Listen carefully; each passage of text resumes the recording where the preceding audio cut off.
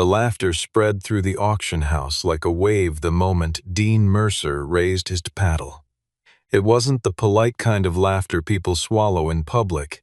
It was the open, unrestrained kind that comes when someone does something so obviously foolish that no one feels the need to be kind about it. The Aston Martin DB9 sitting at the far end of the warehouse had been there since the lot opened at 7 that morning, collecting exactly 0 serious interest and attracting nothing more than a few photographs from people who had no intention of bidding. It sat under a single yellowed fluorescent bulb, covered in a layer of dust thick enough to write your name in, its hood slightly ajar, one rear quarter panel bearing a long surface scratch that nobody had bothered to explain. 3 dealerships had already looked at it and walked away. 2 private collectors had requested inspection reports and never called back. The auction house had quietly lowered the reserve twice before Dean ever walked through the door. Tyler Knox, standing near the front with his arms folded across his chest and a coffee going cold in his hand, watched Dean's paddle go up and shook his head slowly. "That thing's worth more as scrap metal," he said, loud enough for the people around him to hear, and a few of them laughed again, the comfortable laugh of people who believe they understand the situation entirely. Claire Vaughn, standing 2 rows back in a blazer the color of storm clouds, said nothing. She just watched Dean with the careful, measuring expression of someone trying to figure out whether they were witnessing a man make the best or the worst decision of his life. The auctioneer's gavel came down, $1,000. Dean Mercer had just bought a dead car. Why did the bidding stop at 1,000? Because the Aston Martin DB9 in that warehouse had been officially declared non-restorable by 2 separate certified mechanics, both of whom had submitted written assessments describing an engine with irreparable electrical faults, a seized transmission, and a cooling system that had apparently been run without fluid for an unknown and significant length of time. The auction house had attached both assessments directly to the lot description, which was either admirably transparent or the primary reason the car had sat there unloved since 7 that morning. Probably both. There was a note, almost as an afterthought, at the bottom of the second document, mentioning that the vehicle's original service history was incomplete and that some internal components appeared to be non-standard, though the assessors had attributed this to previous owner modifications rather than anything of particular significance.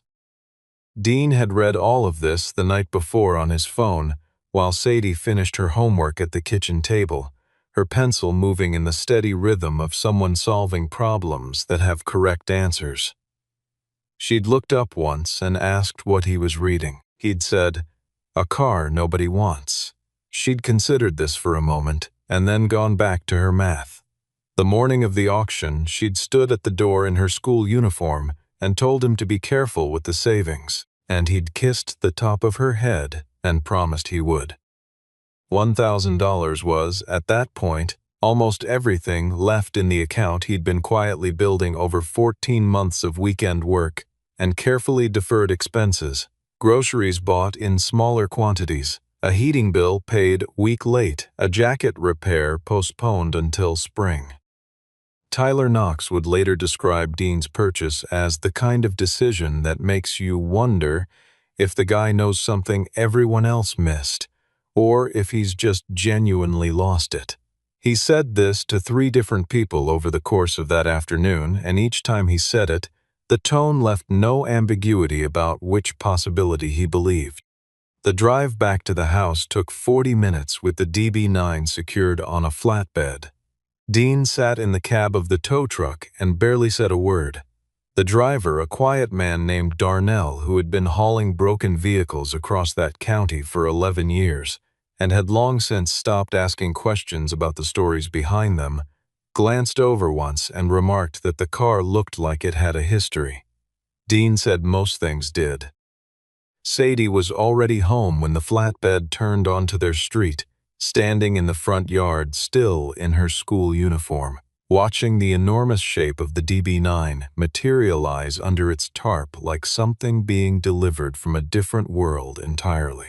She walked around the flatbed twice before Dean climbed down from the cab, pressing her hands against the tarp at different points, feeling the shape of the car beneath the fabric, the smooth sweep of the roofline, the particular curve of the front fenders that Aston Martin had spent years and considerable argument making look effortless. "It feels expensive," she said. Dean pulled the tarp back from the hood, and they both looked at the car together in the late afternoon light. Whatever it had been through, the neglect, the failed inspections, the public dismissals, the 2 lowered reserves, and the laughter at the auction, it still looked like something. It still had that indefinable quality of a thing made with serious intention. The dust couldn't take that away. The scratches couldn't. He put his hand flat on the hood the same way she had, feeling the warmth the metal had gathered through the tarp during the drive, and he said quietly, almost to the car rather than to his daughter, "Cars don't die. People give up on them." Sadie looked at him for a long moment. Then she went inside to start dinner, because she was 11 years old and already understood that some things her father needed to say out loud, and the best thing she could do for him was let him say them without turning it into a conversation. The garage at the back of Dean's property was not, strictly speaking, a professional workspace. It was a single-car structure with a concrete floor that had cracked along 2 diagonal lines, a sliding door that required both hands and a specific technique involving a slight upward lift to open without jamming, and an electrical panel that Dean had replaced himself 2 summers ago when the original one had started making a sound he described as optimistic about outcomes it had no business being optimistic about. The walls were lined with shelves he'd built from reclaimed timber over the course of several weekends, holding tools arranged with a precision that seemed genuinely at odds with the general condition of everything else in the structure. There was a workbench along the back wall built from a solid door blank on sawhorses, a wheeled stool with a seat, repaired twice with duct tape, and a trouble light on an extended cord that Dean had been meaning to replace with something permanent for approximately 3 years. This was where the Aston Martin DB9 now lived, filling the space so completely that Dean had to move sideways to get between the car and the shelving. Naomi, who lived 4 houses down and had never spoken to Dean about anything except the state of the sidewalk in front of his property during leaf season, stopped at the open garage door on the 3rd morning and stood there looking at the car for what seemed like a long time. "Is that thing staying?" she asked. Dean said it was.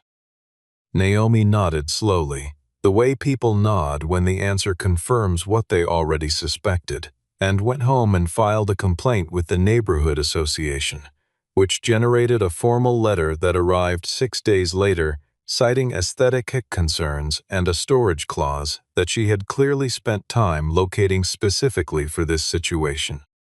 Brooke Hartley, who chaired the association with a seriousness of purpose that Dean found genuinely impressive even when it was directed at him, followed up with a phone call in which she suggested, in the measured tone of someone who has done this before, that an Aston Martin in progressive states of disassembly was not consistent with the neighborhood's visual standards. Dean thanked her for calling and returned to the garage. He started with the engine, not because it was the most logical entry point. Any properly conducted professional assessment would have begun with a full diagnostic sweep, a systematic mapping of every system before anything was touched. But because Dean had learned, over years that he didn't talk about much anymore, that an engine communicates everything about the life it's had if you approach it with patience and the right kind of attention. He removed the cam covers first, working deliberately, not out of caution but out of the habit of observation, of letting what he found tell him what he was looking at rather than deciding in advance. The components inside were not what he expected. There were parts here that had no place in a standard DB9 production model, not aftermarket modifications, not components swapped from another vehicle by someone who understood only approximate compatibility, but precision-engineered pieces manufactured to tolerances that the standard production line had never worked to. The kind of tolerances you found in prototype development. The kind you found in units that were never intended to reach a dealership floor. Dean sat back on his stool and looked at what he was looking at for a long time without speaking or moving. Then he extracted a single assembly from a section of the engine block that standard documentation said should have contained something entirely different. A compact, dense configuration of components that shouldn't have been there, and turned it under the light. The architecture was unmistakable to someone who knew what to look for. A hybrid mechanical system, not electrical, not a conventional regenerative configuration, but a purely mechanical integration, designed to recapture and redirect energy through precision-engineered components operating in direct concert with the combustion cycle. He had seen something like this before. He had seen the drawings for it. He had been in the room when some of those drawings were made, and he had been the person arguing, unsuccessfully, that what was in those drawings deserved to be finished. He set the component down carefully on a clean cloth and sat with that knowledge for a while, and the garage was very quiet around him. Claire Vaughn pulled up outside on a Thursday afternoon 2 weeks after the auction, ostensibly because she'd been driving past on her way home from a press event and seen the lights on. This was not entirely untrue, but also not the complete account of her reasoning. She had been thinking about Dean Mercer and his $1,000 dead car more than was professionally appropriate for someone with no stake in the transaction. She was an automotive journalist with 9 years of experience, and over those 9 years she'd developed a reasonably reliable sense of when a surface story was sitting on top of a different and more significant story, the way ice sits on water. She leaned in the garage doorway and watched Dean work for a few minutes without announcing herself, observing the way he moved around the car.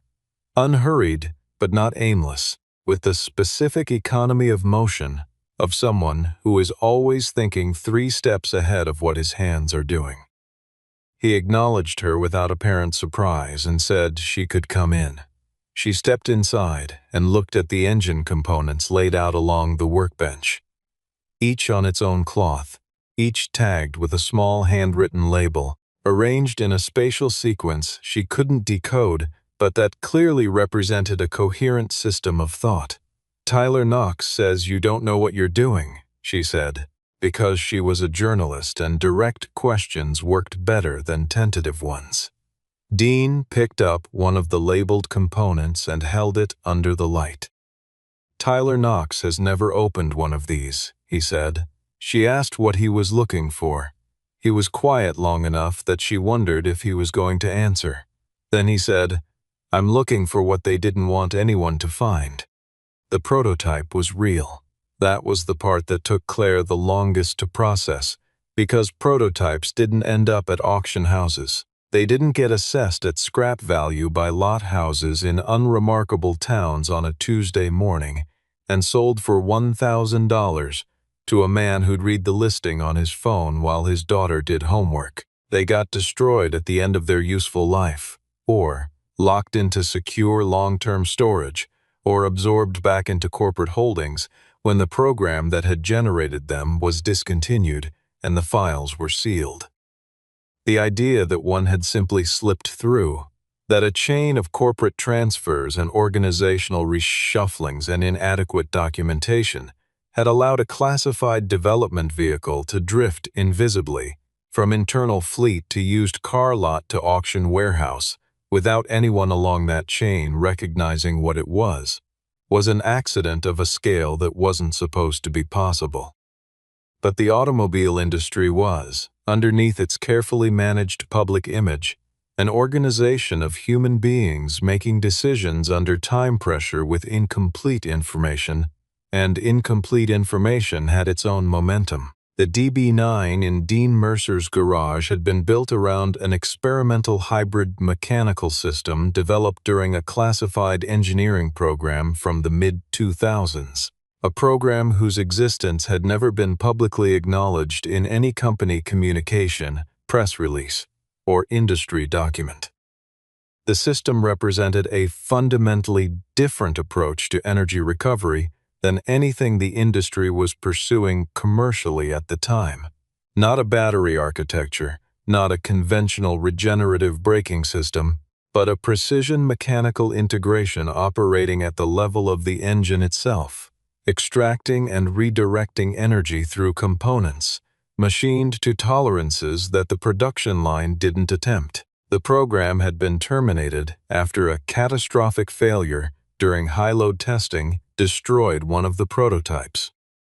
The project had been closed, the documentation sealed, and the remaining development units formally accounted for and disposed of. Except, apparently, one.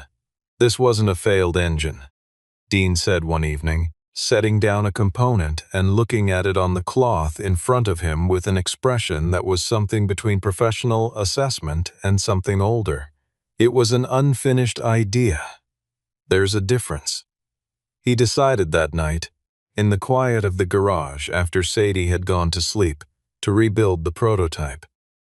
Not to restore it to its original condition, not to recreate what Aston Martin had abandoned, but to complete the development that had been interrupted, to find the correction he had outlined in a document that had gone unread, and to see what the idea became when it was allowed to finish.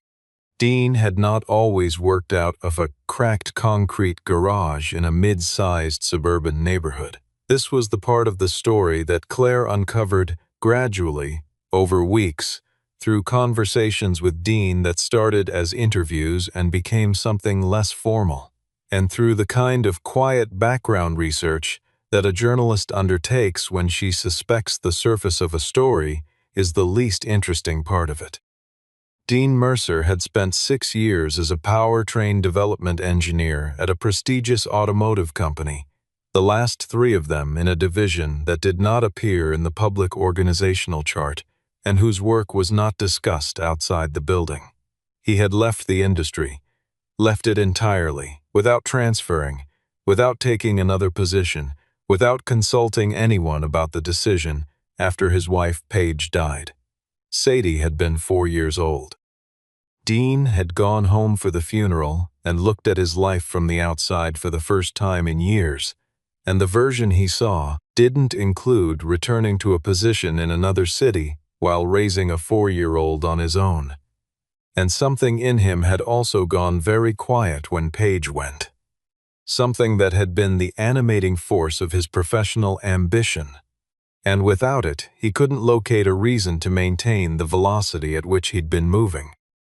He'd done contract work for a while, the kind of specialized technical consulting that pays well enough and requires enough focus to serve as a reasonable substitute for a life. Then less of that. Then weekend jobs, supplemented by careful management of what remained. He'd stayed current in the field because he couldn't help it. It was the architecture of his thinking had been since he was a teenager taking apart motorcycles in a rented storage unit, but he'd kept it private because nobody in his neighborhood had a reason to know that the man whose garage accumulating HOA violations had once sat in rooms where diagrams were drawn for systems that didn't exist yet. Sadie said, one of the evenings when Claire stayed long enough that they all ended up eating takeout together at the kitchen table, Dad only smiles around engines. She said it with the neutral certainty of someone reporting a fact that she considered unremarkable, and Dean heard it from across the table and looked down at his food without responding, and then changed the subject to something Sadie had done at school, and Claire wrote the line in her notebook later that night, sitting in her car in the dark, before she drove home. The engine started for the first time on a Wednesday evening in the 3rd week of work. Not powerfully, it caught and ran for 4 seconds before dying, but it caught and it ran. and the sound it made in those 4 seconds was unlike anything Dean had heard from a production vehicle in his recent memory. Dense and layered, with a harmonic beneath the combustion note that was the mechanical hybrid system beginning, tentatively and incompletely, to function in its intended relationship with the engine. Not a malfunction, not an anomaly, but the first hint of the design behavior. Sadie had been doing homework on the workbench, as she often did when Dean was working late, and she looked up sharply when she heard it. Dean was completely still for a moment after the engine died. He made a small adjustment, checked 2 connections with the methodical efficiency of someone who has already thought through which variables are in play, and started it again. This time it ran for 11 seconds before he let it settle back into silence. He sat on the stool and pressed both palms flat on his knees and breathed slowly, and the garage was very quiet. The car wasn't finished. There were weeks of work ahead, calibration, tuning, a dozen systems that needed attention, a recalibration of the hybrid integration that would require careful testing at increments. But the engine had started, which meant it hadn't been a dead car. It had been all along a car that nobody had understood well enough to finish.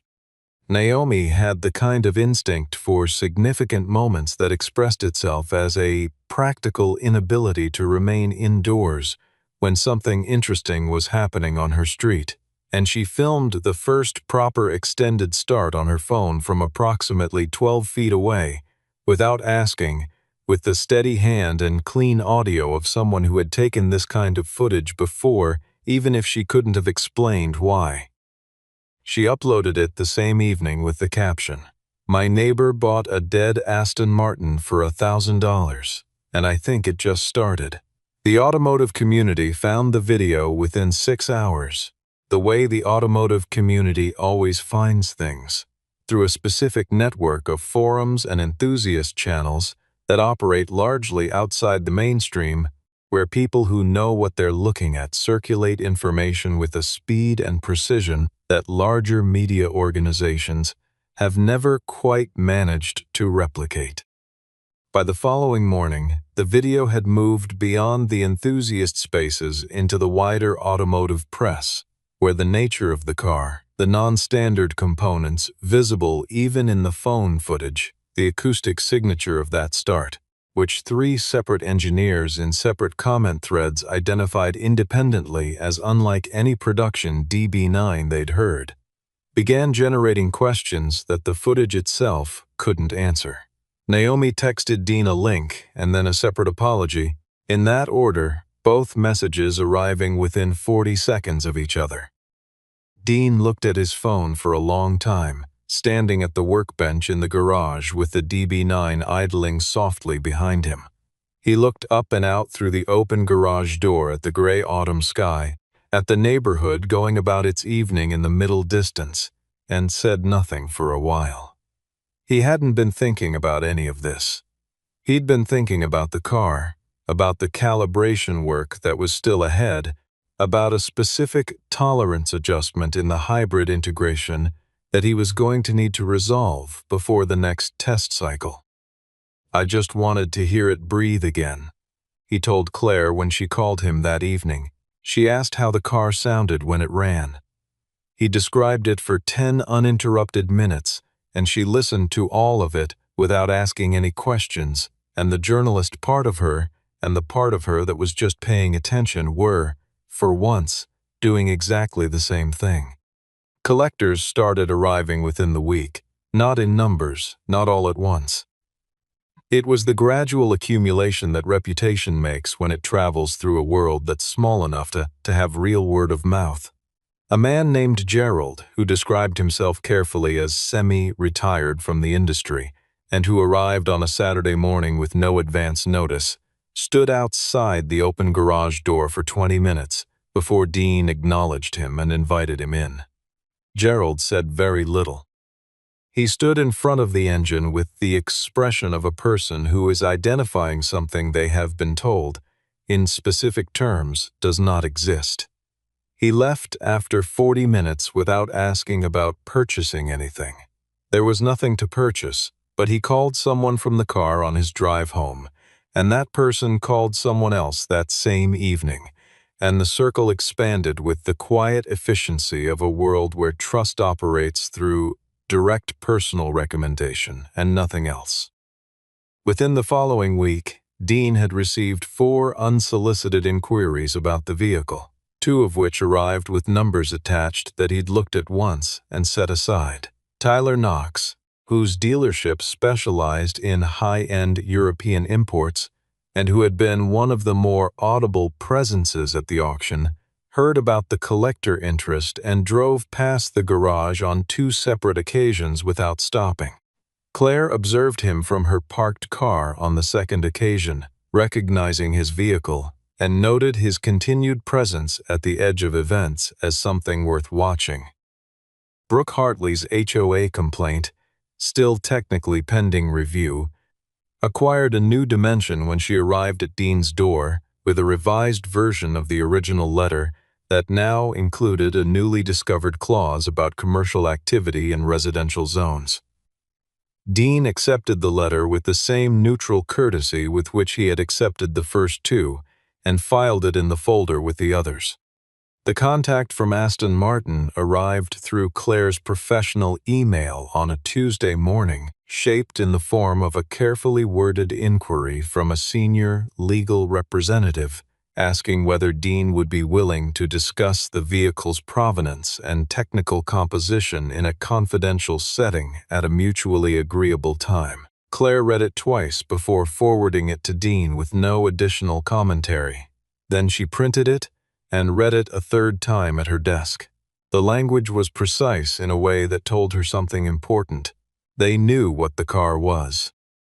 They had watched the footage, and someone inside the organization with sufficient institutional memory had connected what they saw in that garage with a program that had been formally closed over a decade ago. And now there was a conversation that needed to happen, and the shape of that conversation had not yet been settled. Tyler Knox, operating separately and with less restraint, had made a series of pointed claims on an industry forum 2 days earlier that stopped just short of direct accusation but arranged its implications carefully enough that several people who read it took the meaning clearly. He suggested the components in Dean's car represented proprietary technology that had been improperly transferred and that the vehicle's purchase chain deserved scrutiny. Claire spent 40 minutes composing a response that was factual, meticulously sourced, and clinically effective, and then she sent it to her editor rather than posting it, because she had something more considered and more permanent in mind than a forum exchange. The garage inspection arrived on a Tuesday morning in the form of 2 men in separate vehicles who were affiliated with a licensing authority that had never previously had occasion to contact Dean, and whose appearance at this specific moment was, as Dean noted to Claire that evening with characteristic understatement, not a coincidence that required extensive analysis to understand. Sadie was at school. Dean answered every question fully and without any visible agitation, presenting the vehicle's complete auction documentation, both original assessment reports, the lot purchase receipt showing the price and date, and his own records, meticulous, organized, dating from the day the car arrived, of every component he had identified, removed, cataloged, and worked on. The 2 men spent 2 hours in the garage. They left without issuing any citation and without making any specific finding. What they found was a man with a complete and coherent documented record, an unambiguous legal chain of custody for every piece of a vehicle purchased legitimately at a public auction with public documentation. What they had expected to find, Dean suspected, was something rather different. Brooke Hartley filed a 3rd notice the same afternoon, this one citing an exterior lighting ordinance that Dean resolved within 48 hours by replacing a single bulb at the garage entrance. Claire published a piece the following morning. It was 3,000 words long, carefully structured, sourced to documentation she had obtained through her own research over the preceding weeks, and it told the full story. The vehicle's history, the nature of the prototype system it had been built around, the classified development program, the question of how a vehicle that should have been formally decommissioned had arrived at a public auction house. She named the corporate legal contact. She cited Tyler Knox's forum posts with their dates and original text. She did not editorialize. The piece generated more traffic in its first 24 hours than anything she had published in 2 years. That same evening, Dean told Claire something he hadn't told her before, that he had spent 3 years inside the organization arguing against the termination of the hybrid program, that he had submitted 2 formal written dissents, neither of which had received a substantive response, that the catastrophic test failure, the event that had officially ended the program, had been, in his documented professional judgment, the result of a specific implementation error rather than a fundamental design problem. An error that was identifiable, correctable, and that he had outlined a detailed correction for in a document that had been acknowledged as received and then, apparently, filed without further action. Because by then the institutional investment in a different technical direction had grown past the point where a correction could be made without consequences that affected too many people and too many prior decisions. He said this with a neutrality that Claire found more striking than anger would have been. He said it the way a person recites a sequence of events that are facts rather than grievances. He said, "They buried the project because it threatened too many people." She had heard him say it before. She understood it differently now. The Detroit Automotive Expo took place on a Friday in November, and Claire had secured Dean's invitation through a combination of her standing in the industry and the simpler fact that at this point his name was the most discussed in the automotive press, and the Expo's organizers had noticed. Dean considered declining for several days. He talked through the question with Sadie over 3 evenings at the kitchen table, laying out the reasons on both sides with the methodical fairness he applied to most things, and Sadie listened to him work her through both arguments twice and then said, with the unapologetic directness of someone who had not yet learned to hedge, "Go, Dad. Let them see it." Dean looked at her for a moment across the table. Then he told Claire he would come. Tyler Knox was attending the expo in an official capacity as part of a European imports showcase, and when he saw Dean's name on the attendee list, he made no public comment. The people around him noticed, however, the particular texture of his silence on the subject, the slightly too measured quality of it, and they understood that he was waiting for something. He had been constructing, in his own mind, a version of events in which Dean's appearance at Detroit would expose the gap, the technical overreach, the incomplete understanding, the single flaw in the narrative that would snap the story back into a shape he could recognize. He'd been looking for that gap since the auction, since the morning Tyler had raised his coffee and said "scrap metal," and the room had laughed. He was still looking for it.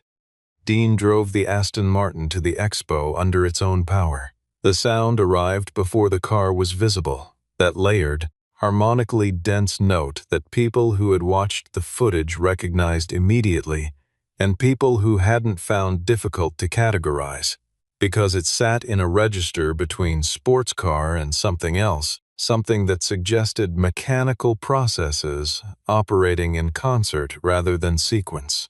The car came through the loading entrance and rolled into the center of the main exhibition floor and stopped, and the room went quiet.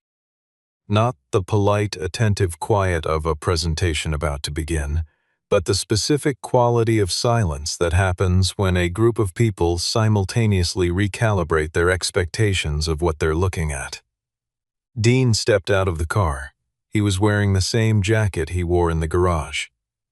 He hadn't dressed for the occasion in any way that acknowledged it as one. He stood beside the car and let the room look, because the car was the thing, and he understood that clearly.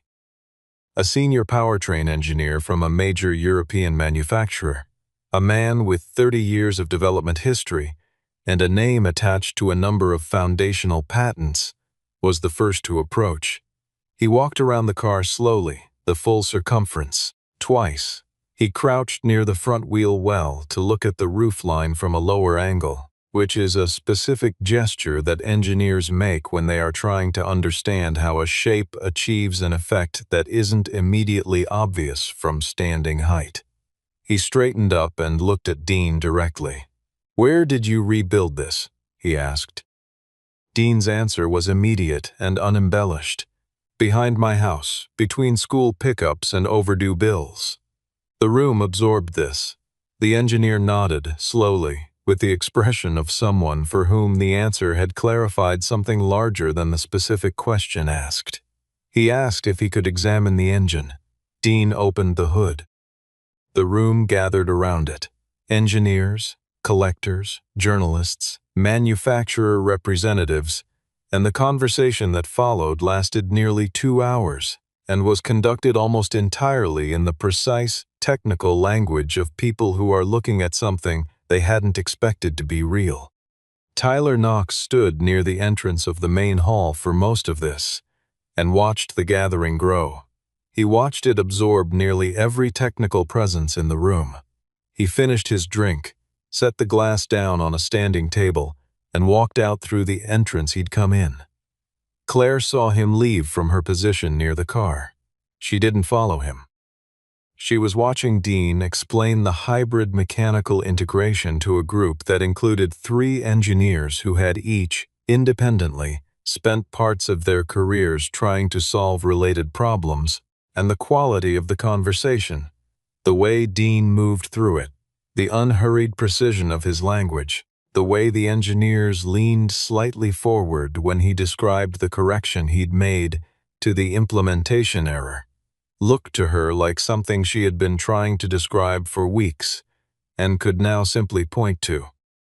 An Aston Martin technical director approached Dean near the end of the main demonstration and extended his hand and said something that Claire couldn't hear from where she was standing. Dean nodded. He didn't look like a man who had won something. He looked like a man who had completed something and understood there was a difference.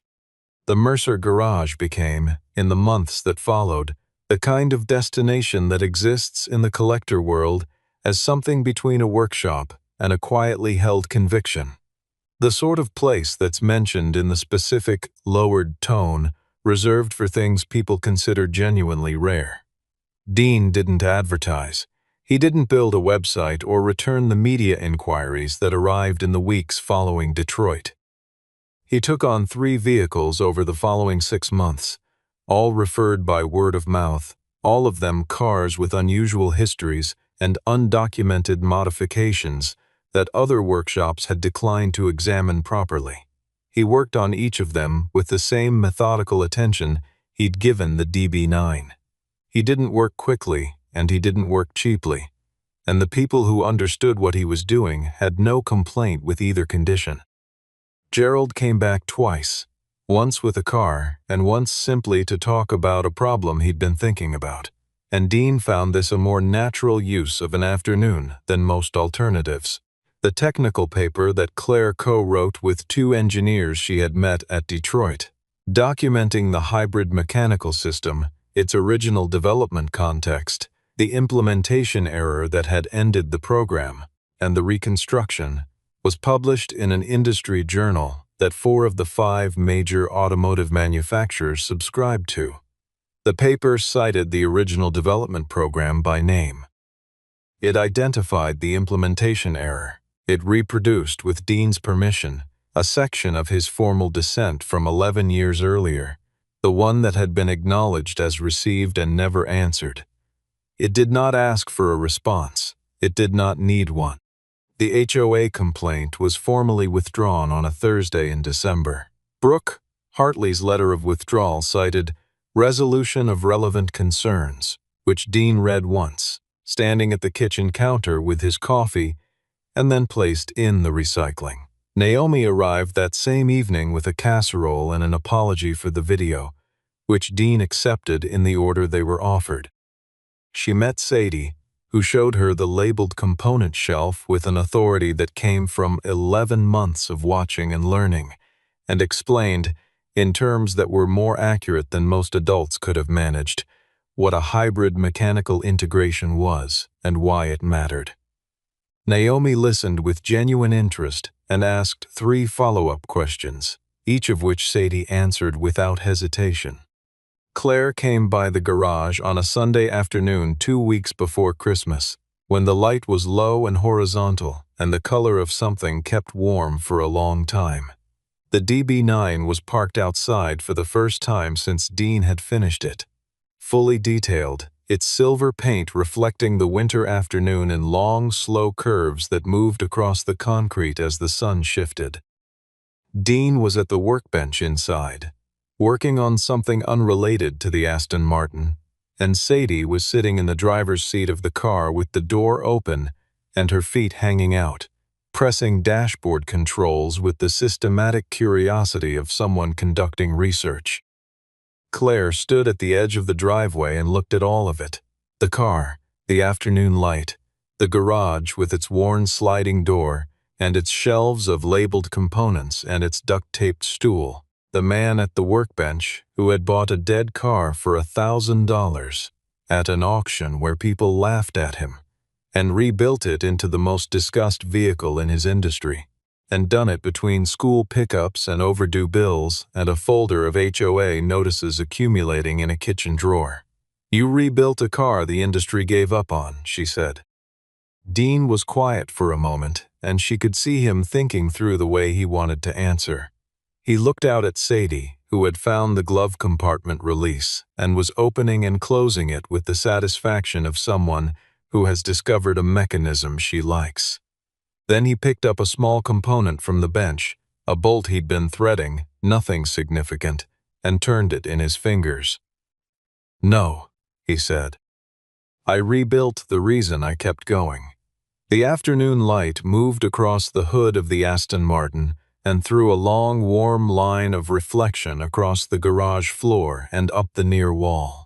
Sadie laughed at the sound of the glove compartment, a clean and unguarded sound, and it carried out into the street and down the block and into the late December afternoon like something that had been waiting for a very long time for the right moment to be heard. The sign above the garage door had been there for 3 weeks.